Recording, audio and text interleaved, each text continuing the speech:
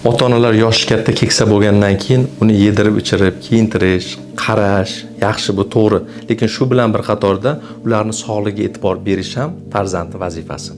Hech qachon ota-ona bir joyi bezovta bo'lsa yoki kasal bo'lsa, tezlikda bolasiga aytmaydi, uni asrab avaylaydi, o'zini muammosi ko'p deydi.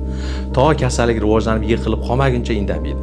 Shuning uchun farzandlarni o'zi uni davleniyasi necha yuribdi, sahri necha yuribdi, qanaqa dorilar qabul qiladi, qanaqa surunkali kasalliklari bor, bularni o'zi tekshirib turish kerak. Agar o'zini kuchi yetmasa, o'zini qobiliyati yetmasa, unda davriy ravishda tibbiy ko'rikdan o'tkazib turish kerak bo'ladi.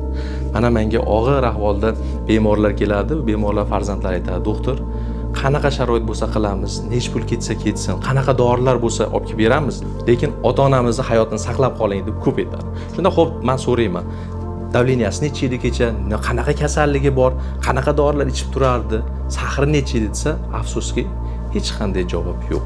Shuning uchun farzandning eng oliy burchidan biri bu ota-onaning sog'ligiga e'tibor berish deb bilaman.